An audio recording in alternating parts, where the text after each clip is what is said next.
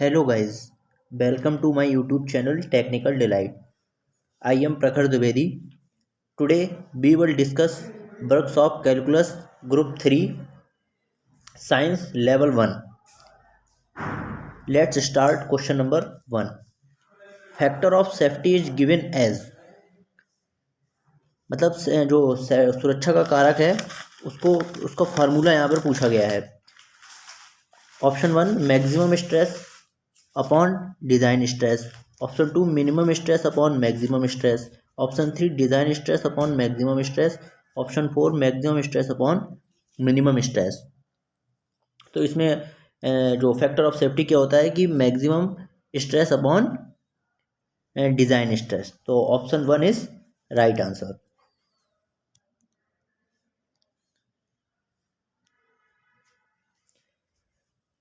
Now move to next question.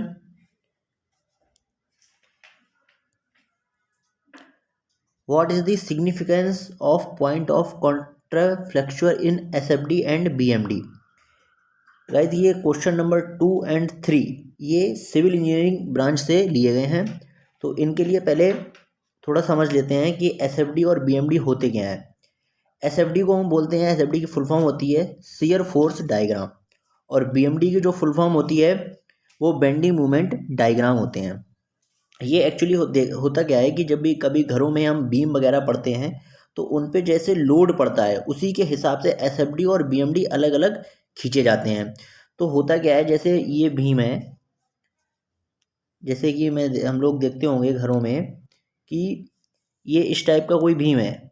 ठीक है, मान लिया यहाँ पॉइंट पे जब लोड लगता है, देखे होंगे कि दूसरा भीम हमने इस पॉइंट पे खड़ा कर दिया, या ये भीम है तो हमने देखा इस पर यूनिफॉर्म एक दीवार बना दी, इस पर लगातार लोड पड़ रहा है, या फिर हमने क्या किया इस बीम पर यूनिफॉर्मली लोड डिवाइडेड कर दिया. तो इस टाइप की बहुत सारी कंडीशनें बीम पर होती हैं. तो उसी के हिसाब से हम SFD और BMD डायग्राम को खींचते हैं. ठीक है, क्लियर. तो वही पूछ रहा है कि what is the significance of point of contraflexure in SFD and BMD. तो ऑप्शन 1 कह रहा है कि the point where bending movement changes its sign, वह बिंदु जहां बेंडिंग मूवमेंट अपने संकेत बदलता है. ठीक है, और ये क्या पूछा है कि SFD और BMD में कॉन्ट्राफ्लेक्चर के बिंदु का क्या महत्व है. ठीक है, तो ऑप्शन दूसरा है कि the point where all movement is positive, the point where SFD start, the point where SFD and BMD intersect each other. तो देखते हैं, पहले एक एग्जांपल आपको बताते हैं कि मान लिया एक बीम है. ठीक है, इस पे एक पॉइंटली लोडेड लग रहा है, यानी कि एक पॉइंट पर लोड लग रहा है. तो इसका SFD कैसे बनेगा. मान लिया इसका जो SFD बनेगा वो इस टाइप से बनेगा, यानी कि 0 डिग्री स्लोप होगा. यानी कि यहाँ पर ये इसका SFD डायग्राम हो गया. ठीक है, और इसका जो BMD डायग्राम होगा, जो पॉइंटली लोडेड भीम होंगे, ठीक है, इसका जो BMD होगा वो कैसे हो जाएगा, वो लीनियरली चेंजेस होगा. ठीक है, इसको हम 1 डिग्री डायग्राम बोलते हैं, क्योंकि इसमें 1 डिग्री को आता है और इसमें 0 डिग्री स्लोप होता है. ठीक है, तो इसका मान लिया जो भी कोई बीम है उस पर अगर पॉइंटली लोडेड लग रहा है तो उसका SFD और BMD डायग्राम इस टाइप से लग रहे होंगे. ठीक है, ऐसे ही अगर हमारा जो मतलब यूनिफॉर्मली डिवाइडेड होगा उसका अलग SFD और BMD डायग्राम बनेंगे. ठीक है, तो इसी हिसाब से हम देखते हैं कि what is the significance of point of contraflexure in SFD and BMD. तो इसका ऑप्शन क्या हो जाएगा, ऑप्शन 1 इज राइट. ठीक है, क्योंकि the point where bending movement changes its sign, मतलब वह बिंदु जहां पर बेंडिंग मूवमेंट अपने संकेत को बदल देता है उसको हम क्या बोलते हैं, कॉन्ट्राफ्लेक्चर बिंदु कहते हैं. Clear. Now move to next question. SFD and BMD of simply supported beam with uniform differential load etch, यानी कि समान अंतर लोड के साथ सरलता से समर्थित बीम का SFD और BMD है. ठीक है, ये इसके 3 डायग्राम दिए गए हैं. ठीक है, देखिए ये पहला डायग्राम दिया गया है, ये इसका SFD डायग्राम है, ये इसका BMD डायग्राम है. ये वाला SFD है, ये वाला को ऑप्शन 1 में ये इसका SFD डायग्राम है, ये इसका BMD डायग्राम है. उसके बाद और जो इसका ये क्वेश्चन मतलब ऑप्शन 2 में ये इसका ऊपर वाला SFD डायग्राम है, नीचे ये BMD डायग्राम है। ठीक है, तो इसमें पूछा है समान डिफरेंशियल अंतर के लिए। ठीक है, क्या है इसमें कंडीशन क्या लगाई है कि समान मतलब समान अंतर डिफरेंशियल लोड के साथ सरलता से समर्थित बीम का SFD और BMD है। तो इसका आंसर हो जाएगा option one is right answer, क्योंकि यहाँ पर हमने आपको बताया था कि SFD में ये इसमें 1 डिग्री मतलब 1 डिग्री का डायग्राम बन रहा है और ये 2 डिग्री का डायग्राम बन रहा है BMD इसका जो है। ठीक है, now move to next question. Question number 4, calculate the mean torque when the shaft is transmitting 100 kilowatt at 160 rpm। कह रहा है कि कोई मशीन है वो अपनी शाफ्ट पर 100 किलोवाट की पावर को ट्रांसमिट कर रही है और वो कितने पे चल रही है, 160 rpm पर। तो आपने एक फार्मूला पढ़ा होगा, P बराबर T ओमेगा। क्या पढ़ा है, P बराबर T इंटू ओमेगा। अब हमें निकालना है क्या, टॉर्क निकालना है, तो T बराबर क्या हो जाएगा, P अपॉन ओमेगा। ठीक है, अगर हम यहाँ से देखें तो P और ओमेगा की वैल्यू क्या होती है, 2 पाई N अपॉन 60। ठीक है, अब हम 60 को अगर ऊपर ले जाते हैं तो टॉर्क बराबर क्या आ जाएगा, P इंटू 60 अपॉन 2 पाई NS। ठीक है, NS हमको दिया गया है, पाई की वैल्यू पता है, P पता है और ये सारी, तो इसमें हम वैल्यू पुट कर देंगे तो हमें क्या आ जाएगा, टॉर्क की वैल्यू पता लग जाएगी। तो T बराबर क्या हो जाएगा, पावर कितनी दी गई है, 100 किलोवाट।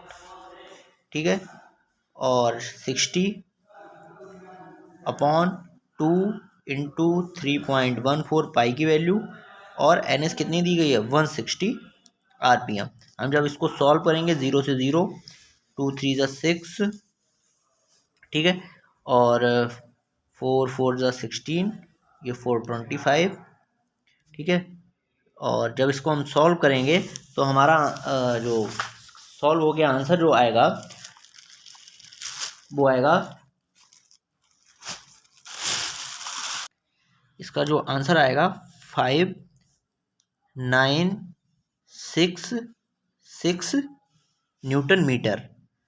बट जब हम इसको किलो में बदलेंगे तो क्या हो जाएगा, 5.966 किलो न्यूटन मीटर। तो option 1 is right answer. Clear, now move to next question. If 60 watt of lamp is left to glow for 1800 hour, then what is the total kilowatt hour consumption.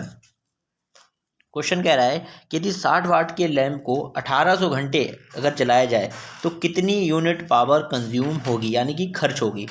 तो हम जानते हैं कि kilowatt hour का मतलब क्या हुआ, किलोवाट आवर बोल दें या हम उसको यूनिट बोल दें।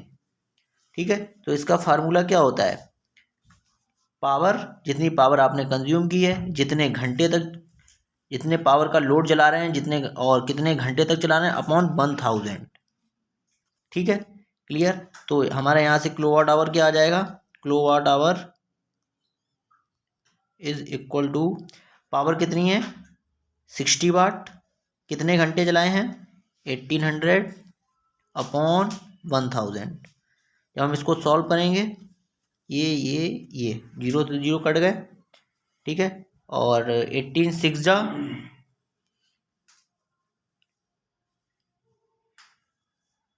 108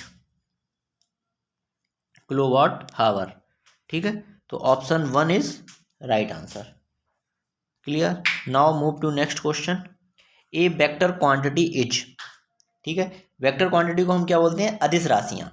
ठीक है, सॉरी, वेक्टर क्वांटिटी को सदिश राशियाँ और स्केलर को क्या बोलते हैं, अदिश राशियाँ बोलते हैं। ठीक है, तो यहाँ पर क्या पूछा है कि ए वेक्टर क्वांटिटी इज, देखिए सदिश राशियाँ वह राशियाँ होती हैं जिनमें मैग्नीट्यूड और डायरेक्शन दोनों होती हैं। ठीक है, और अदिश राशियाँ वो होती हैं जिनमें सिर्फ ओनली मैग्नीट्यूड होता है, डायरेक्शन की उसमें कोई बात नहीं होती है। तो हम जानते हैं कि वेक्टर क्वांटिटी यहाँ पे पूछा गया है, तो a vector quantity is having magnitude and direction both. तो option one is right answer. Clear. अगर हम यहाँ पर एग्जाम्पल देखते हैं वेक्टर क्वांटिटी के, एग्जाम्पल क्या हो जाएंगे, विस्थापन हो जाएगा, डिस्प्लेसमेंट दूरी, डिस्टेंस, एक्सीलरेशन मतलब त्वरण, और संवेग मोमेंटम, फोर्स, और वेट भी हमारा कैसा होता है, वेक्टर क्वांटिटी होती है। ठीक है। अगर हम स्केलर क्वांटिटी के एग्जांपल देखें, स्केलर क्वांटिटी के एग्जांपल क्या हो जाएंगे, लेंथ, एरिया, वॉल्यूम, स्पीड, मास, डेंसिटी, ये सारे क्या हो जाएंगी, स्केलर क्वांटिटी हो जाएंगी। क्यों? क्योंकि इसमें सिर्फ ओनली मैग्नीट्यूड की बात हम करते हैं। ठीक है। Clear.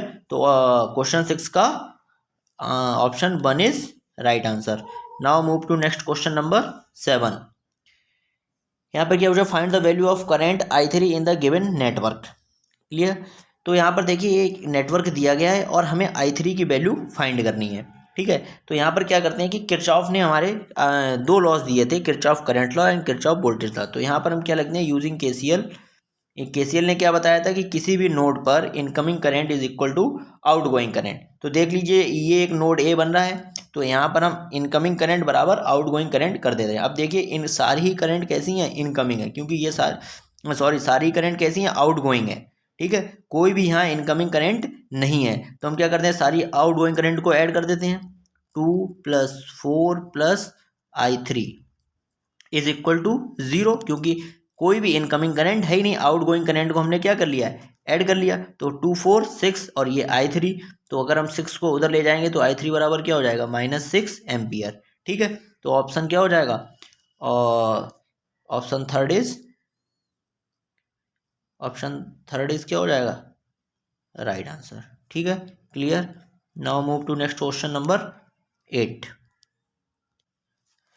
In the iron carbon diagram shown which among the following combination has lowest temperature।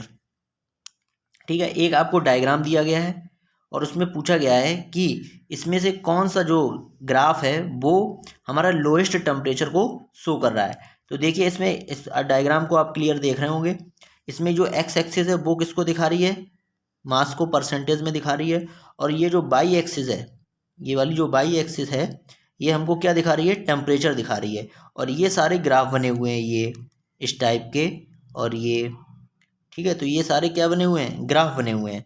तो यहाँ पर देखो एक ग्राफ ये बना हुआ है, ये एक ग्राफ ये बना हुआ है। तो इसमें से यही पूछ रहा है कि कौन सा जो मटेरियल है, जैसे सारे ग्राफ किसी ना किसी मटेरियल के खींचे गए हुए हैं, तो यही इसमें पूछा गया है कि कौन सा जो मटेरियल है सबसे लोएस्ट टेम्परेचर को शो कर रहा है। तो टेम्परेचर किस एक्सिस पे दिखाए गए हैं, इस पे बाई एक्सिस पे। तो बाई एक्सिस पे सबसे लोएस्ट टेम्परेचर क्या है, 700, और 700 है। इस पे देखो कौन सा ग्राफ खींचा गया है, ये, और ये किस मटेरियल का बना हुआ है, फेराइट प्लस सीमेंटी। ठीक है। तो ऑप्शन में देखते हैं कौन सा है, ferrite and cementite. Option 2 is right answer. Clear. Now move to next question number 9। Material with low modulus of elasticity is, लचीलेपन के कम मापांक वाली सामग्री है। ठीक है। Option 1 copper, option 2 iron, titanium और एल्यूमिनियम। मतलब कह रहा है कि किस मटेरियल की सबसे इलास्टिसिटी, जो मॉडुलस ऑफ इलास्टिसिटी है वो लो है, यानी कि किसको कम से कम स्ट्रेस कर सकते हैं। ठीक है। लचीलापन किसमें ज़्यादा है। ठीक है। तो एल्यूमिनियम, इसमें ऑप्शन 4 क्या होगा, ऑप्शन 4 इज राइट आंसर। क्यों, जो ऑप्शन 4 है एल्यूमिनियम, ठीक है, इसके लो मॉडुलस ऑफ इलास्टिसिटी होती है, यानी इनको सबसे लचीलापन इसमें सबसे कम होता है। ठीक है। Now move to next question number 10।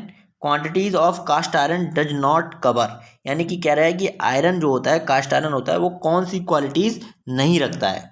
ठीक है। कास्ट आयरन कौन सी, हार्डनेस, ब्रिटलनेस, नेल मेकिंग और कार्बन कंटेंट। तो देखो जो कास्ट आयरन होता है उसमें सारी ये हार्डनेस भी होती है, आप जानते हैं कास्ट आयरन हार्डनेस मजबूत होता है, ब्रिटलनेस भंगुरता भी होती है, ठीक है, कार्बन कंटेंट्स भी होता है, बट नेल मेकिंग कील बनाना उससे आयरन, कास्ट आयरन से हम कील नहीं बना सकते हैं। तो option 3 is right answer. Clear. Question number 11। What will be the equivalent capacitance of 3 capacitor 10 farad, 15 farad, 20 farad when connected in parallel arrangement. ठीक है। कह रहा है कि अगर 3 कैपेसिटर पैरेलल में कनेक्ट हैं तो बताइए उसका इक्विवेलेंट कैपेसिटेंस क्या होगा। देखिए जब हम रेजिस्टेंस की बात करते हैं तो रेजिस्टेंस जब सीरीज में होते हैं तो सिंपली ऐड कर देते हैं, पैरेलल में होते हैं तो उसका पैरेलल का फार्मूला लगा देते हैं। बट कैपेसिटर में क्या होता है कि अपोजिट होता है। तो यहाँ पर पैरेलल में जुड़े हुए हैं, जब पैरेलल में जुड़े हुए हैं तो कैपेसिटर को डायरेक्टली क्या कर देते हो, सी इक्विवेलेंट क्या हो जाएगा, C1 + C2 + C3। ठीक है, तो C1 क्या है 10 फैरेड, 15 फैरेड और 20 फैरेड। तो टोटल 10 + 15 25, 25 + 20 45 आ जाएगा। तो option 4 is right answer. Now move to next question number 12। 10 watt of power will be equal to joule per second. तो आप सभी ने एक फार्मूला जानते होंगे कि P बराबर क्या होता है, W/T। ठीक है, W यहाँ पर क्या होती है, एनर्जी होती है। तो अगर हम एनर्जी की बात करें तो W बराबर क्या हो जाएगा, P × T। ठीक है, तो पावर हमारी कितनी है 10 और समय कितना है, ये पर सेकंड की बात कर रहा है तो यानी कि 1 सेकंड। तो ये क्या हो जाएगा 10 जूल पर सेकंड। क्लियर, तो option 2 is right. Now move to next question. Invar steel has nearly 0 coefficient of thermal expansion it contains. यानी कि जो इनवार इस्पात होती है उसमें थर्मल विस्तार का लगभग 0 गुणांक है। तो इसमें कितने निकल और कितना गिलेट होगा, ये इंपॉर्टेंट है कि इनवार स्टील जो है वो किसके किसके मिक्सचर से बनी होती है, निकिल और गिलेट के मिक्सचर से बनी होती है। बट यहाँ पे कह रहा है कि अगर हमें उसका 0 कोफिशिएंट ऑफ थर्मल एक्सपेंशन रखना है, यानी कि कितना भी टेम्परेचर बढ़ा दें उसमें किसी भी तरह का एक्सपेंशन ना हो, अगर हमें 0 कोफिशिएंट ऑफ थर्मल एक्सपेंशन रखना है तो उसमें कितना निकिल और गिलेट मिलाना है, तो इक्वल क्वांटिटी का यानी कि 36 और 36% निकिल और 36% गिलेट को मिलाकर ही हम इनवार स्टील को बनाएंगे, जिसका थर्मल एक्सपेंशन कैसा होगा, वो 0 होगा। तो option 3 is right answer. Now move to next question. The chief ore of zinc is blende it is. जो जिंक का जो मुख्य अयस्क है, और माने क्या है अयस्क, जो जिंक का हर मटेरियल के लिए बहुत सारे अयस्क होते हैं, तो जिंक का प्रमुख अयस्क क्या है ये पूछा गया, ब्लेंडा है। ब्लेंडा इसका एक उपनाम दे दिया है, बट इसका जो केमिकल नेम है वो क्या, वो पूछा गया है। तो उसका केमिकल नेम क्या है, ब्लेंडा का केमिकल नेम है जिंक सल्फाइड। ठीक है, ये क्वेश्चन आपको याद रखना है। The chief ore of zinc is blende, तो ब्लेंडा का जो केमिकल नेम है वो क्या है, zinc sulphide. Now move to next question. Material which can retain their strength above 550 degree centigrade are known as. ठीक है, कह रहा है कि जो सामग्री जो 550 डिग्री सी पर अपनी शक्ति को बनाए रख सकती है तो उसे क्या कहा जाता है, उसे रिफ्रैक्टरीज कहा जाता है। Option 2 is right answer. क्या हो गया, option 2 is right answer. Now move to next question. It is an instrument to measure high temperature without physical contact but by measuring its electromagnetic radiation, what is it.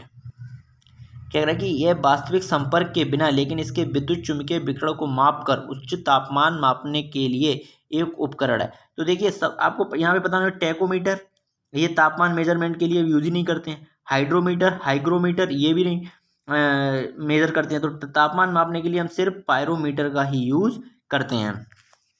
ठीक है, tachometer तो speed नापने के लिए use करते हैं। ठीक है, हाइग्रोमीटर हम डेंसिटी को नापने के लिए यूज करते हैं। और ठीक है, इसी टाइप से नाउ तो इसका क्वेश्चन नंबर 16 का ऑप्शन क्या हो गया, option 4 is right answer. What is shown in figure given below is an example of which Newton's law. मतलब ये पूछ रहा है कि एक फिगर दिया गया है उसमें किस न्यूटन्स लॉ का यूज किया गया है। देखिए ये फिगर है कि एक कार आ रही थी, एक खंबे से टकरा गई, तो उसका ड्राइवर जो है बाहर निकल के गिर गया है। ठीक है, अब देखिए इसमें कौन कौन से option, Newton first law, Newton second law, Newton third law, Newton first law. Newton first law क्या है, जड़त्व का नियम कि यदि वस्तु विरामावस्था में है तो वह विरामावस्था में ही रहेगी, अगर गति अवस्था में है तो गति अवस्था में ही रहेगी। ठीक है, तो अब देखिए Newton first law. Third law क्या है, क्रिया प्रतिक्रिया का नियम है। ठीक है, तो इसमें क्या हुआ है कि जो ड्राइवर होता है, हमने अक्सर देखा होगा जब भी बस में या कार में हम ट्रैवलिंग करते हैं तो होता क्या है कि अगर अचानक से ब्रेक लगती है तो हमारा आगे जो ऊपरी हिस्सा होता है वो एकदम आगे की तरफ झुक जाता है। क्यों, क्योंकि हम कार में लगातार चल रहे होते हैं और अचानक से रुकते हैं, बट हमारी बॉडी क्या होती है, वही अवस्था को फॉलो करती है। जब तक उस पर कोई फोर्स नहीं लगेगा तब तक वह क्या करती है, किसी भी चेंजेस का अप्रोच करती है। न्यूटन फर्स्ट लॉ यही तो कहता है कि कोई भी वस्तु यदि विरामावस्था में है तो वह उसी अवस्था में रहना चाहिए, गति अवस्था में है तो गति अवस्था में रहे। जब तक भी उस पर कोई फोर्स अप्लाई नहीं किया जाएगा वह अपनी अवस्था को चेंज नहीं करेगा। तो सेम कंडीशन यहाँ हुई, गाड़ी आराम से चल रही थी, अचानक से ये खंबा आया तो उसमें टकराई। तो हुआ क्या, ड्राइवर हमारा कैसा था, गति अवस्था में था, अचानक से रुका तो क्या होगा, उसमें एकदम चेंजेस आएगा, तो वो बाहर निकल कर गिरेगा। तो वो पहले विराम अवस्था में था, एकदम कैसे आएगा, गति अवस्था में आ गया, क्योंकि गाड़ी टकराएगी तो गाड़ी रुकेगी। तो जब गाड़ी से बाहर निकल के गति अवस्था में आएगा तो वो न्यूटन फर्स्ट लॉ को फॉलो करेगा। तो option 1 is right answer, Newton first law. ठीक है, इसमें आप कंफ्यूजन नहीं होना है न्यूटन थर्ड लॉ में, क्योंकि न्यूटन थर्ड लॉ क्या होता है, क्रिया प्रतिक्रिया। जितना किसी वस्तु पर हम फोर्स लगाएंगे वह वस्तु भी उतनी अपोजिट डायरेक्शन में हम पर फोर्स लगाएगी। ठीक है, question number 18 A measuring, question number 18 A measuring cylindrical containing some water stands on a scale pan. A solid ball is lowered into the water. The water level rises from 30 cubic centimeter to 40 cubic centimeter mark. The scale reading increases from 100 gram to 180 gram. What is the density of material? अच्छा question है। ठीक है, क्या कह रहा है कि एक हमारा स्केल लगी हुई थी, उस पर एक पानी इसमें जो बनी हुई है कीप टाइप में, ये इस पर क्या हुआ है, कोई मतलब पानी भरा हुआ है, वाटर भरा हुआ है। ठीक है, एक दूसरा है जिसमें इसमें बॉल डाली जाती है। इस कीप में जब बॉल डाली जाती है तो उसका वाटर लेवल क्या होता है, 10 सेंटीमीटर इंक्रीज हो जाता है। ठीक है, ये देखिए जब वाटर डाली गई तो हमसे पूछा गया है कि what is the density of material. ठीक है, जब बिना बॉल के इसका जो वेट था वो कितना था, 100 ग्राम। ठीक है, जब बॉल डाल दी जाती है तो कितना हो जाता है, 180 ग्राम। तो हमसे पूछा है कि जो बॉल है इसकी डेंसिटी कितनी है। ठीक है, तो आपने एक फार्मूला पढ़ा होगा कि डेंसिटी यानी कि घनत्व बराबर, तो आपने फार्मूला पढ़ा होगा कि घनत्व बराबर द्रव्यमान बटे में आयतन, यानी कि मास अपॉन वॉल्यूम। ठीक है, ये आपने पढ़ा होगा, या आपने ऐसे कैसे भी पढ़ा होगा, मास बराबर वॉल्यूम इनटू डेंसिटी। ठीक है, तो उसी को हमने डेंसिटी बराबर क्या लिख दिया, मास अपॉन वॉल्यूम। ठीक है, अब हमको यहाँ पे क्या चाहिए, मास चाहिए है उसी वस्तु का, और उसी वस्तु की क्या चाहिए, वॉल्यूम चाहिए। तो हमें डेंसिटी उस वस्तु की पता लग जाएगी। यहाँ पर वस्तु क्या है, बॉल, तो बॉल का मास कितना होगा। अब देखिए बिना बॉल के जो उसका वेट था पानी भरे हुई कीप का, तो कितना था, 100 ग्राम। जब हमने बॉल उसमें डाल दी तो कितना हो गया, 180 ग्राम। तो बॉल का वेट कितना हो गया, बॉल का जो मास हो गया वो कितना हो गया, 80 ग्राम। क्योंकि पहले 100 ग्राम था, 100 ग्राम से जैसे ही बॉल डाली तो वेट मास कितना हो गया, 180 ग्राम। तो मास हमारा कितना हो गया, 180, मतलब 180 में से 100 माइनस करेंगे तो कितना हो गया, 80। ठीक है, क्योंकि बिना बॉल के हमारा मास कितना है, 100 ग्राम, और जब बॉल डालेंगे तो इंक्रीज कितना हो गया, 180 ग्राम। ठीक है, तो बॉल का मास कितना हो गया, 80 ग्राम। अब वॉल्यूम की बात करते हैं। वॉल्यूम में जब वाटर लेवल हमारा कितना था, 30 सेंटीमीटर क्यूब। ठीक है, जैसे ही हमने बॉल डाली तो हमारा कितना हो गया, 40 सेंटीमीटर क्यूब, यानी कि बिना बॉल के 30 था, जब बॉल डालने पर 40 सेंटीमीटर हो गया, 40 सेंटीमीटर क्यूब हो गया। तो कितना बढ़ा, 10 सेंटीमीटर क्यूब ही तो बढ़ा, बॉल डालने से 10 सेंटीमीटर क्यूब बढ़ा, यानी कि ये 10 सेंटीमीटर क्यूब की तो बॉल होगी। इस बॉल का जो वॉल्यूम होगा 10 सेंटीमीटर क्यूब हुआ, तभी तो 10 सेंटीमीटर क्यूब ही उसका आयतन अंदर से जो उसका लेवल था वो इंक्रीज कर गया। ठीक है, तो उसका वॉल्यूम कितना हो गया, 10। ठीक है, जब हम डिवाइड करेंगे 10 8 जा 18, तो क्या हो गया, 8 जो 8 क्यूबिक या 8 सेंटीमीटर क्यूब जो हो गया, उसका क्या आ गया, डेंसिटी आ गई। ठीक है, तो ऑप्शन कौन सा होगा, ऑप्शन देखते हैं। ठीक है, 8 से ऑप्शन थर्ड इज राइट। ठीक है, क्लियर। ठीक, now move to next question. If support prevents rotation of a body about an axis, then the support exert dash on the body about that axis। कह रहा है कि यदि एक सहायता किसी वस्तु को धुरी पर घुमाने में निषेध करती है तब सहायता वस्तु की धुरी पर डैश खींचती है।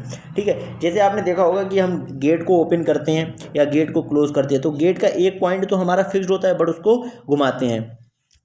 तो आप देखते हैं जब भी कोई भी चीज़ हो, मतलब उसमें हम जैसे मान लिया ये एक मतलब कोई भी मान लिया एक पॉइंट है। ठीक है, इस वस्तु पर, और ये हमारा मान लिया गेट लगा हुआ है। ठीक है। जब हम इस गेट पे फोर्स अप्लाई करेंगे, ठीक है, या हम चलिए गेट का एग्जांपल ना लेके हम एक कैप का एग्जांपल लेते हैं, किसका, बॉटल की कैप का, ठीक है। अगर हम इस बोतल के कैप को हमें खोलना होगा तो इधर वाली उंगली से हम इधर फोर्स लगाएंगे और इधर उंगली से हम इधर फोर्स लगाएंगे, ठीक है। तो कैप के फोर्स से समझ रहे हैं, तो हम क्या लगा रहे हैं, ये कपल मूवमेंट, यानी कि ये कपल मूवमेंट फोर्स लगता है कि जब भी हम बोतल को खोलेंगे ये क्या लगेगा, इस पर कपल मूवमेंट लगेगा। तो किसी भी एक्सिस पर कोई भी चीज़, ये कह रहा है ना, if a support prevent rotation of a body, यानी कोई भी उसको सपोर्ट प्रोवाइड कर रहा है और घूमने के लिए, ठीक है। ये एक सहायता किसी वस्तु की धुरी पर घूमने में निषिद्ध करती है, मतलब किसी भी धुरी पर किसी वस्तु को घुमाने में निषिद्ध करती है, तो उस पर कौन सा मूवमेंट मतलब कौन सा बल काम करता है, तो ऑप्शन क्या हो जाएगा, कपल मूवमेंट। कपल मूवमेंट यही होता है कि एक एक्सिस पर अपोजिट डायरेक्शन में लगते हैं, उनकी एक्सिस सेम नहीं होती है, ठीक है। तो ये हमारा क्या हो गया, कपल मूवमेंट हो गया, ठीक है। Option 1 is right answer. Question number 20, what does she in the following graph indicate, ठीक है।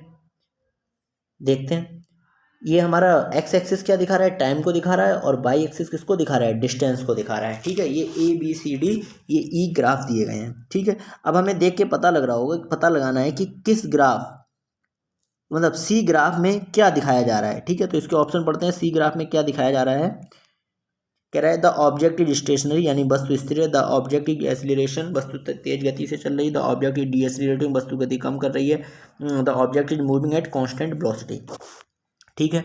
देखते हैं, अगर हम देखिए इस ग्राफ में, इस वाली ग्राफ में अगर हम एक पॉइंट मान लें, यानी कि इस पॉइंट पे हम ले लेते हैं, यानी कि ये 1, ये 2, ये 3, ये 4, ये 5, ये 6 सॉरी, ठीक है। ये अगर हम इस पॉइंट को मान लेते हैं और यहाँ पर इसको 10, 20 ये इसकी स्पीड मान लेते हैं, 30, 40, 50, ठीक है, ले लेते हैं। तो आप देख रहे होंगे इस पॉइंट पे हमारा क्या है, 3, मतलब 3 सेकेंड टाइम है और स्पीड कितनी है, 10। तो यहाँ पर अगर हम स्पीड निकालना चाहें S1 तो हमारी क्या आएगी, 10/3, क्योंकि स्पीड बराबर क्या होता है, डिस्टेंस अपॉन टाइम। अगर हम यहाँ पे देखें तो यहाँ पर स्पीड कितनी है, सॉरी डिस्टेंस कितनी है, 30, और टाइम कितना कवर कर रखा है, 1, 2, 3, 4, 5। तो इस S2 कितनी हो जाएगी, 30/5, यानी कि 6 किलोमीटर। पहले यहाँ पे कितना था, 3.3 किलोमीटर, 33 किलोमीटर पर सेकेंड, ठीक है।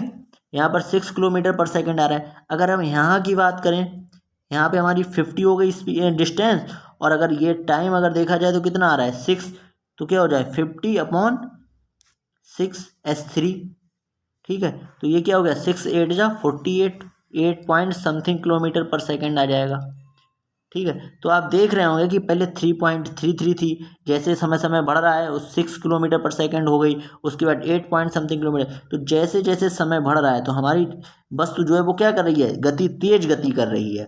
तो इसकी स्पीड कैसी होती जा रही है, तेज होती जा रही है, क्लियर। तो इसका ऑप्शन क्या हो जाएगा, द ऑब्जेक्ट इज एक्सीलरेटिंग, वस्तु गति अपनी क्या कर रही है, तेज कर रही है जैसे जैसे समय बढ़ता जा रहा है। तो ऑप्शन 2 इज राइट आंसर, ठीक है। Now move to next question, in the graph shown below how many times did the object stop moving, ठीक है।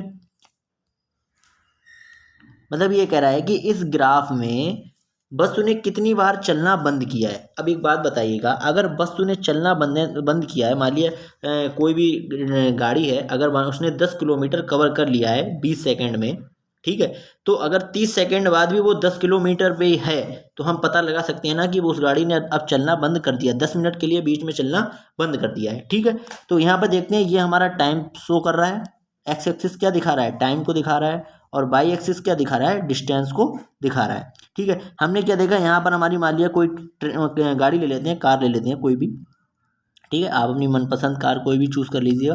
देखिए यहाँ पर 0 टाइम भी और 0 डिस्टेंस भी है, जैसे जैसे ही हम चले, ठीक है, टाइम भी बढ़ रहा है और हमारा डिस्टेंस भी बढ़ रही है। हम 20 सेकेंड बाद, अगर हम ये चलिए मान लेते हैं 20 मिनट बाद, अगर हम टाइम को मिनट में मान लें तो 20 मिनट बाद हमने कितनी दूरी कवर कर ली, 10, ठीक है। 20 से 40 मिनट का जब गैप हुआ तब भी हमने कितनी दूरी कवर की, 10, ठीक है। यानी कि हम 20 मिनट के लिए क्या हुआ, बीच में रुक गए, तो यानी एक बार यहाँ पर रुक गए। अब देखते हैं जैसे जैसे बढ़ते जा रहे हैं, टाइम भी बढ़ता जा रहा है, दूरी भी बढ़ती जा रही है, यहाँ पर आ गए। ठीक है, अब हुआ क्या, यहाँ तक पहुँच गए, यानी कि 40 किलोमीटर हमने कवर कर लिया, 40 मीटर 60 मिनट में। अब इसके बाद हम क्या हुआ, वापस आना शुरू कर गए, यानी कि 40 किलोमीटर चलने के बाद घर की तरफ वापस आना शुरू कर गए। तो देखिए ये हमारी डिस्टेंस टाइम के साथ धीरे धीरे कम होती गई। ठीक है, यानी कि हम बीच में कहीं नहीं रुके, सिर्फ एक बार रुके थे 20 से 40 सेकंड में, क्योंकि यहाँ पर समय इंक्रीज होता जा रहा है और डिस्टेंस हमारी सेम रह रही है। ठीक है, तो वही हमसे पूछा था कि इस ग्राफ में हम नीचे दर्शाए गए ग्राफ में वस्तु ने कितनी बार चलना बंद किया है। तो आप वो बता सकते हैं कि वस्तु ने सिर्फ एक बार यहाँ पर 20 से 40 सेकंड के बीच में चलना बंद किया है। तो option 2 is right answer. Clear? ठीक है, now next question number 20। What type of energy present the sum of kinetic energy and potential energy that a moving object has. मतलब कह रहा है कि किस प्रकार की ऊर्जा गतिशील ऊर्जा और संभावित ऊर्जा के योग का प्रतिनिधित्व करती है जो एक चलती हुई वस्तु में होती है। ठीक है, अच्छा मान लिया कि कोई भी वस्तु चलती है तो वो किसके कारण चलती है, मोटर के कारण। ठीक है, किसके कारण चलती है, मोटर के कारण। और मोटर क्या करता है, अगर मोटर है वो इलेक्ट्रिकल एनर्जी को किस में कन्वर्ट करता है, तो मैकेनिकल एनर्जी में। तो वही कह रहा है कि अगर कोई भी वस्तु चल रही है और उसमें गतिज मतलब काइनेटिक एनर्जी और पोटेंशियल एनर्जी दोनों है, तो वो किसका सम होंगी, तो वो ऑब्वियस सी बात है कि वो किसका सम होंगी, मैकेनिकल एनर्जी का। तो option 2 is right answer. Clear? Question number 23। Friction changes the energy of an object from kinetic energy to dash dash dash, यानी कि घर्षण जो है वो किसी वस्तु की ऊर्जा को गतिशील ऊर्जा से किस में परिवर्तित कर देता है। आपने देखा होगा जब भी हम कभी साइकिल चलाते हैं और उसमें ब्रेक लगाते हैं तो वो क्या करता है, घर्षण के फ्रिक्शन के कारण ब्रेक जो होती है वो हमारे जो रिम होता है उसमें ब्रेक उसको कस के दबाती है। जैसे हम ब्रेक को दबाते हैं तो वो रिम को जो उसमें गुटके लगे होते हैं वो रिम को दबाते हैं, तो होता क्या है, उसमें फ्रिक्शन लगता है। और जब भी ब्रेक लगाने के बाद मान लीजिए कोई तेज से साइकिल चला रहा है उसमें ब्रेक लगाएगा तो ब्रेक को आप देखेंगे तो वहाँ पर क्या होगा, हल्का सा हीट उत्पन्न कर देगा। तो वही है कि काइनेटिक एनर्जी को किस में कन्वर्ट कर देता है, हीट एनर्जी में कन्वर्ट कर देता है। ठीक है, तो इसी एग्जांपल से आपको समझ में आया होगा, तो ऑप्शन सेकंड इज राइट। ठीक है, तो केमिकल एनर्जी काइनेटिक एनर्जी को किस में कन्वर्ट कर देता है, फ्रिक्शन जो घर्षण होता है उसके कारण क्या होता है, जब ब्रेकें कैसी हो जाती हैं, गर्म, तो वो कैसी कन्वर्ट हो जाती हैं, हीट एनर्जी में कन्वर्ट हो जाती हैं। Clear? Now move to next question. Which statement is not true, which statement is not true. ठीक है, क्या कह रहा है कि लुब्रिकेंट कीप्स डर्ट आउट, यानी कि लुब्रिकेंट धूल को बाहर रखता है। Lubricant act as a seal, lubricant seal के रूप में कार्य करता है। Lubricant transmit fluid power, lubricant द्रव शक्ति पारित करता है। लुब्रिकेंट इनहेंस कोरोजन, स्नेक जंग को बढ़ाता है। ठीक है, लुब्रिकेंट की बात करें, जैसे नहीं हम किसी पर मान लिया कोई भी चीज़ होती है जिसको हमें बार बार खोलना बंद करना होता है, या कोई भी एग्जांपल ले लेते हैं, जैसे दुकानों में जो शटर वगैरह लगे होते हैं उनमें हम लुब्रिकेंट का यूज़ करते हैं। ठीक है, तो लुब्रिकेंट धूल को बाहर रखता है। जब कोई भी अगर स्नेहक चीज़ होगी उस पर धूल आएगी तो वो उसको बाहर नहीं रखेगा, वो उसको क्या कर लेगा, एब्जॉर्ब कर लेगा। तो फर्स्ट ऑप्शन गलत हो गया। Lubricant act as a seal, lubricant seal के रूप में भी कार्य करता है, नहीं, सील के रूप में लुब्रिकेंट का कहीं यूज़ नहीं किया जाता है। लुब्रिकेंट ट्रांसमिट फ्लूइड पावर, अब देखो फ्लूइड पावर क्या आता है, जैसे कि हमारा पानी अगर हम अपने फर्श पे फ्लोर पर फैला दें तो जितनी उसमें मतलब पावर होगी फ्लड बहने की तो वो उतनी दूरी तक फ्लो होगा। बट लुब्रिकेंट अगर लगा दे, स्नेहक लगा दे, तेल लगा दें, तो उसमें क्या होगी, तो वो क्या करेगा, द्रव शक्ति को मतलब लुब्रिकेंट ट्रांसमिट फ्लूइड पावर को लुब्रिकेंट ट्रांसमिट करता है। स्नेहक जंग को बढ़ाता है, बढ़ाता नहीं है, लुब्रिकेंट जंग को क्या कर देता है, कम कर देता है। तो यहाँ पर ऑप्शन थर्ड क्या हो जाएगा, right. Now move to next question. Question number 25। The science of friction lubrication or wear is called, यानी कि ये कह रहा है कि वह मतलब घर्षण, चिकनाई तथा टूट फूट के विज्ञान को हम क्या कहते हैं, मतलब जिसमें इनकी स्टडी, घर्षण, चिकनाई और टूट फूट की जिसमें स्टडी की जाती है जिस साइंस में, उसको हम क्या कहते हैं, उसको हम कहते हैं ट्राइबोलॉजी। क्या कहते हैं, ट्राइबोलॉजी। ट्राइबोलॉजी में हम फ्रिक्शन, लुब्रिकेशन और वियर यानी कि घर्षण, चिकनाई और टूट फूट की के बारे में हम अध्ययन करते हैं। ठीक है, जियोलॉजी में क्या करते हैं, हम रॉक्स की स्टडी करते हैं। किसकी करते हैं, रॉक्स, आर ओ मतलब टाइप्स ऑफ जो रॉक्स होते हैं, रॉक्स में उनकी हम स्टडी के लिए जियोलॉजी, उनकी स्टडी को जियोलॉजी कहते हैं। ठीक है, और यहाँ पे क्या हो गया, मॉर्फोलॉजी। मॉर्फोलॉजी जो होता है वो जो हम वर्ड जो डिजाइन करते हैं, इंग्लिश में जो वर्ड होते हैं, मान लिया कोई भी वर्ड, नया वर्ड जो बनाए जाते हैं उसकी, तो स्टडी ऑफ वर्ड मतलब स्टडी ऑफ वर्ड स्ट्रक्चर की हम जो स्टडी करते हैं वर्ड स्ट्रक्चर की, उसको कहते हैं मॉर्फोलॉजी। ठीक है, now move to next question. Question number 26। Two wires A and B are made of same material and subjected to the same load. The strain is greater for A. ठीक है, कह रहा है कि दो वायर हैं A और B, same material के हैं और उन पर समान भार लगाया गया है। तो पूछ रहा है यदि A वायर का जो स्ट्रेन मतलब प्रतिबल ज़्यादा है, ठीक है, किससे, B वायर से, तो A वायर कैसा होगा। तो आप जब सभी जानते हैं कि स्ट्रेन जो होता है, स्ट्रेन जो होता है, सॉरी स्ट्रेन मीन्स क्या होता है, विकृति। तो स्ट्रेन का जो फार्मूला होता है वो क्या होता है, लंबाई में वृद्धि अपॉन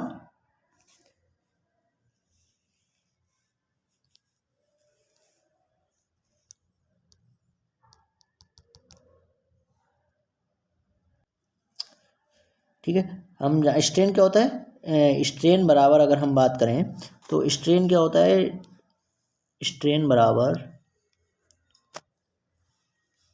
डेल्टा एल अपॉन जो हमारी इनिशियली लेंथ होती है उसको हम क्या कहते हैं, स्ट्रेन। ठीक है, अब अगर स्ट्रेन ज़्यादा कब होगा, जब उसकी लंबाई में चेंजेस कैसे हों, ज़्यादा होंगे तभी तो स्ट्रेन ज़्यादा होगा।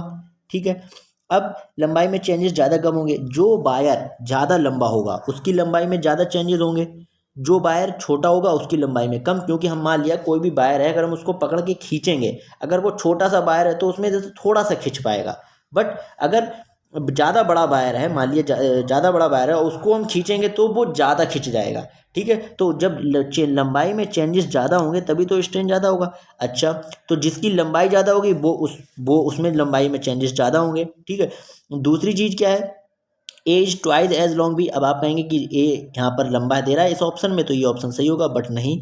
दूसरा ऑप्शन क्या है यहाँ पर, A has twice the diameter of B, नहीं, गलत। A has twice the length, हाँ ठीक है, लेंथ अगर उस ए की ट्वाइस होगी, ठीक है, मतलब दोगुनी होगी, and half the diameter of V. ठीक है, क्वेश्चन ऑप्शन 4 है, A has twice the diameter and half the length of V. अब डायमीटर की बात देखते हैं, मान लिया किसी भी मतलब ए कोई भी वायर है जिसका डायमीटर ज़्यादा होगा, ठीक है, वो हम क्या होगा, जिसका डायमीटर ज़्यादा होगा उसको हम ज़्यादा नहीं खींच सकते हैं। ठीक है, बट कोई जैसे मान लिया कोई भी रबड़ ले लेते हैं, अगर वो ज़्यादा मोटी होगी तो हम उसको ज़्यादा तेज़ी से नहीं खींच पाएंगे, और अगर पतली होगी तो रबड़ को हम ज़्यादा खींच सकते हैं। तो ठीक है, तो ऑप्शन थर्ड क्या हो जाएगा, राइट आंसर हो जाएगा। क्यों, लंबाई ए वायर की ज़्यादा है, इसीलिए उसमें लंबाई में परिवर्तन ज़्यादा होगा, और जिसका डायमीटर कम होगा तो उसको आसानी से ईजिली से खींच सकते हैं, स्ट्रेच कर सकते हैं। तो इसीलिए उसकी जिसमें लंबाई में परिवर्तन ज़्यादा हो सकता है, जिस तरीके से कैसे हो सकता है, जिसकी लंबाई ज़्यादा होगी और जिसका डायमीटर कम होगा उसी में लंबाई में चेंजेस खींच के हम आसानी से ज़्यादा कर सकते हैं। तो option third is right. Question number 27, which statement is true about parallel circuit. क्या कह रहा है, ये हमारा एक बैटरी लगी हुई है, R1 R2 पैरेलल में कनेक्ट हुए हैं। ठीक है, ऑप्शन में देखते हैं, the current gets less at it goes around the circuit. ठीक है, ऑप्शन 2 क्या कह रहा है, the current remain the same and voltage across each component add up to the battery voltage.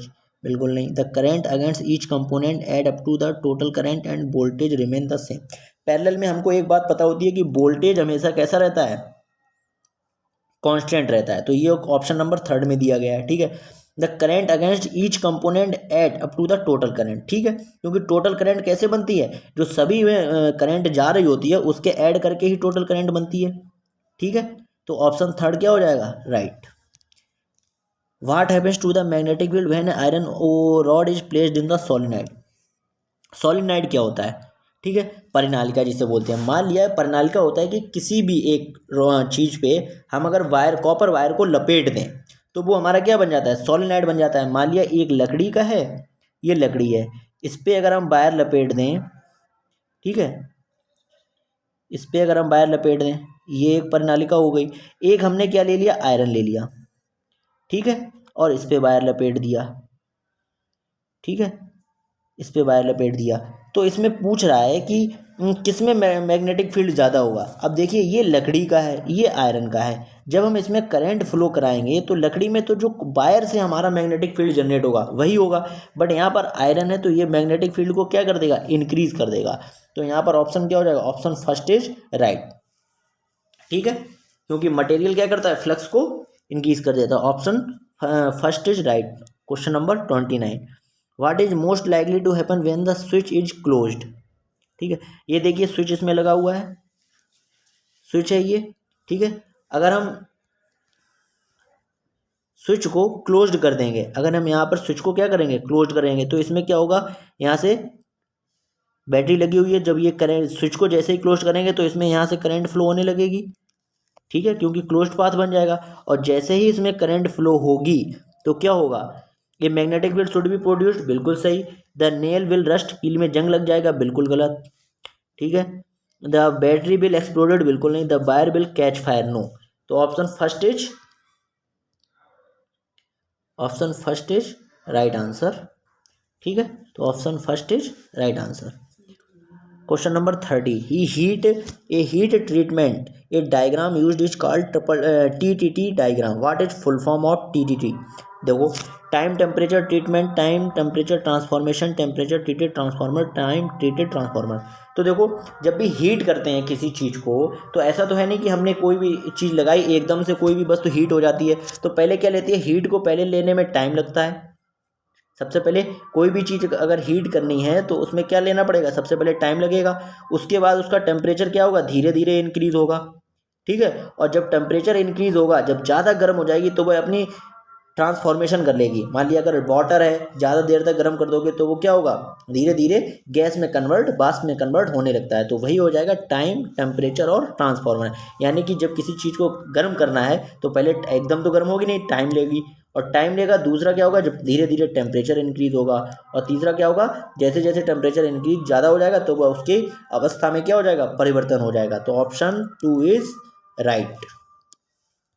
तो TTT की फुल फॉर्म क्या हो गई, टाइम टेम्परेचर ट्रांसफॉर्मेशन, ठीक है। Question number 31, which of these is the hardest constitute of steel. तो कौन सा होगा, martensite. Option 4 is right, okay, ठीक। अब देखते हैं वर्क्स ऑफ कैलकुलस ग्रुप 3 का साइंस लेवल 2, ठीक है। जल्दी से डिस्कस कर देते हैं, कम इसमें क्वेश्चन है। What is not true about using alcohol in place of mercury in thermostat.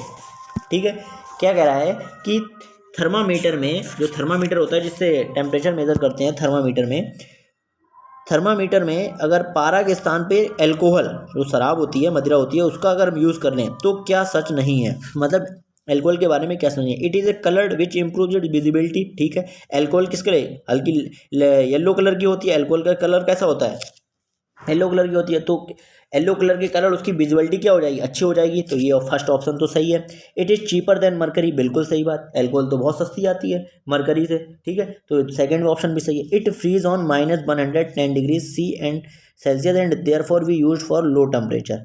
ठीक है, यह -110 डिग्री से पर जमता है, इसलिए कम तापमान पर प्रयोग किया जा सकता है। ये भी बिल्कुल सही है, क्योंकि जो अल्कोहल होता है वो -110 डिग्री पर जमता है, इसलिए इसको हम -डिग्री पर भी हम इसको यूज़ कर सकते हैं। ठीक है, फोर्थ ऑप्शन क्या, it is less sensitive then mercury. नहीं, अल्कोहल जो होता है वो लेस सेंसिटिव नहीं होता है, जबकि वो हाईली सेंसिटिव होता है। ठीक है, it is less sensitive then mercury. नहीं, मरकरी जो होती है वो, उसका थर्मल एक्सपेंशन कैसा होता है, जो कोएफिशिएंट ऑफ थर्मल एक्सपेंशन होता है मरकरी का, वो ज़्यादा होता है। ठीक है, इसीलिए ऑप्शन 4 क्या हो गया, ऑप्शन 4 इज राइट। क्योंकि उसमें क्या पूछा था, इसमें कौन से उसकी जो है क्वेश्चन में क्या पूछा था, not, what is not true, तो क्या सत्य नहीं है। It is less sensitive, less sensitive नहीं होती है एल्कोहल, एल्कोहल क्या होता है, मोर सेंसिटिव होता है। जैसे ही हम उसमें टेम्परेचर बढ़ाएंगे, उसमें जो एक्सपेंशन होगा वो मरकरी की तुलना में ज़्यादा होगा। ठीक है,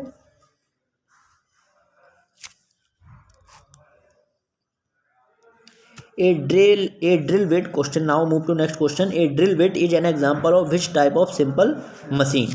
ठीक है, ये ड्रिल बिट दी गई है, ये ड्रिल बिट दी गई है, इसमें पूछ रहा है ये किसका एग्जाम्पल है। Option inclined plane, lever, wedge और स्क्रू। ठीक है, ये इसमें होता क्या है, इंक्लाइंड प्लेन। इंक्लाइंड प्लेन का मतलब होता है, जैसे आपने देखा होगा कि जब हम कोई ट्रक वगैरह होता है उसको किसी मतलब गाड़ी को उतारना है तो इंक्लाइंड प्लेन करके कोई लकड़ी का लगा देते हैं, या घर, कोई ऊंचा घर बना हुआ है तो सड़क से उस घर में अगर गाड़ी चढ़ानी है तो इंक्लाइंड पटला टाइप में रख लेते हैं। तो जितनी भी झुकी हुई तल तल होता है, मतलब प्लेन एक झुका हुआ होगा, उसको इंक्लाइंड प्लेन में लेते हैं। ठीक है, तो इसमें क्या यही एग्जांपल हो गया। लीवर, लीवर तो सबने हो गया। लीवर टू मतलब लीवर जो होते हैं, एक फ्लैक्रम लीवर होते हैं, बेट आर्म लीवर होते हैं, पावर आर्म लीवर होते हैं। तो इसमें क्या करते हैं, तो जो लीवर का हम देख लेते हैं। लीवर में एक होते हैं फ्लैक्रम लीवर, ठीक है, फ्लैक्रम फ्लैक्रम लीवर होते हैं। ठीक है, उसमें क्या होता है, फ्लैक्रम लीवर में क्या होता है कि जो इसी को हम प्रथम उत्तोलक भी कहते हैं। ठीक है, तो इसमें क्या करते हैं कि इसमें जो सेंटर में क्या होता है, फिक्स होता है, सेंटर में फिक्स होता है, और दोनों किनारों पर एक साइड वेट लटका होता है और एक साइड हमारा पावर लगाते हैं। ठीक है, वेट को लीवर का मतलब होता है वेट उठाने के लिए जो हम मशीनें यूज़ करते हैं, उसी को हम लीवर में हमने डिस्ट्रीब्यूट कर रखा है। ठीक है, तो फ्लैक्रम लीवर में क्या होता है कि एक सेंटर में फिक्स्ड होता है और साइड साइड में हमारा क्या होता है, एक तरफ वेट लटका होता है और एक तरफ हम पावर का यूज़ कर लेते हैं। जैसे कि हम कह सकते हैं तराजू। ठीक है, तराजू किसका एग्जाम्पल हो गया, फ्लैक्रम लीवर का। ऐसे दूसरा जो होता है weight arm lever, weight arm lever कह सकते हैं, या फिर हम उसको क्या कह सकते हैं, द्वितीयक उत्तोलक कह सकते हैं। उसमें क्या होता है कि सेंटर में हमारा क्या होता है, वेट, यानी कि जैसे ये है, यहाँ पर सेंटर पे हमारा वेट होगा और इस साइड हमारा क्या होगा, मतलब सेंटर में हमारा वेट होगा, और ठीक है, और इस साइड हम क्या लगाएंगे, भार को इस क्या किया जाता है, इस डायरेक्शन में लगाएंगे पावर को, तो जिससे कि ये हमारा क्या करेगा, उठाएगा। तो इसका आ जाएगा नींबू निचोड़ने वाली, इसका एग्जाम्पल क्या हो जाएगा, जो नींबू निचोड़ने वाली मशीन होती है वो हमारे क्या है, द्वितीयक उत्तोलक की श्रेणी में आती है। ठीक है, एक थर्ड होता है पावर आर्म लीवर, जिसमें क्या होती है, जो बीच में होता है सेंटर में क्या होता है, पावर होती है। मतलब सेंटर में हम पावर लगाते हैं, इधर हमारा वेट लटका हुआ है। ठीक है, इधर हमारा क्या है, फिक्स्ड है आलम, तो यहाँ पर सेंटर में पावर लगा के हम इस वेट को उठाते हैं। जैसे कि हमारा जो हाथ होता है, ठीक है, अगर हम हाथ को उठाना है तो हमें क्या, सेंटर में पावर लगानी पड़ती है, अगर हमें किसी वस्तु को उठाना है अपने हाथों से। तो थर्ड जो हो गया पावर आर्म लीवर में हमारी पावर क्या होती है, बीच में होती है। क्वेश्चन इसमें ऐसे ही बन जाता है कि सेंटर में मतलब प्रथम उत्तोलक में जो फ्लैक्रम लीवर होता है उसमें साइड में क्या होता है या सेंटर में क्या होता है, तो वही चीज़ों को हमने बता दिया कि जो फ्लैक्रम लीवर है उसमें सेंटर में हमारा फिक्स्ड होता है। वेट आर्म लीवर होता है उसमें सेंटर में हमारा वेट लटका हुआ होता है, और जो पावर आर्म लीवर होता है उसमें सेंटर में हम पावर लगाते हैं। ठीक है, क्लियर। एग्जाम्पल भी बता दें, फ्लैक्रम लीवर का एग्जाम्पल क्या, तराजू हो गया, कैंची हो गई। वेट आर्म लीवर में जो हमारा एग्जाम्पल हो गया, नींबू निचोड़ने वाली मशीन हो गई।